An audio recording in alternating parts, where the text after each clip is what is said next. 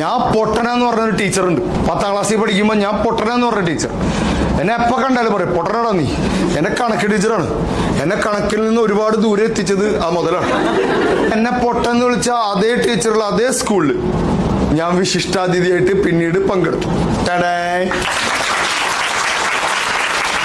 എന്നിട്ട് ആ ടീച്ചർ അടങ്ങുന്ന ടീച്ചേഴ്സിന് ഞാൻ ക്ലാസ് എടുത്തു, എങ്ങനെ കുട്ടികളെ പഠിപ്പിക്കണം. ഞാൻ പകരം വിട്ടാൻ പോയതല്ല, അത് അങ്ങനെ സംഭവിച്ചു. നമുക്ക് ആരോടും ദേഷ്യമൊന്നുമില്ല. ഒരു ദേഷ്യവും നമ്മൾ ഉള്ളിൽ കയറ്റി നടക്കരുത് ആരോടും. പറയപ്പെട്ടവർ ഞാൻ പറയുന്നു, ദേഷ്യം നല്ലതാണ്, പക്ഷെ പക മാനസിക പ്രശ്നമാണ്. പെട്ടെന്നൊരു ദേഷ്യം വരും, കൊല്ലണവനെ, അതങ്ങനെ ഇറങ്ങിപ്പോണം. അല്ലാതെ 6 മാസം അവനെ കൊല്ലണം. മറ്റേ സിനിമയിലില്ലേ, പുലിയെ കൊല്ലണം ഒരു ചെക്കൻ. അത് പകയാണ്, അത് പ്രശ്നമാണ്. പിന്നെ അത് കണ്ടു കഴിഞ്ഞാൽ എപ്പോഴും ട്രിഗർ ചെയ്യും. ഒരു വിഷമം വന്നു, കരയണം, പക്ഷെ 3 മാസം കരയരുത്. അല്ലേ, നമ്മളൊക്കെ കരയാറില്ലേ? മരിച്ച വീട്ടിൽ പോകുന്നതിന് തൊട്ട് മുമ്പ് വരെ ചിരിക്കുന്ന ആൾക്കാരാണ് നമ്മൾ.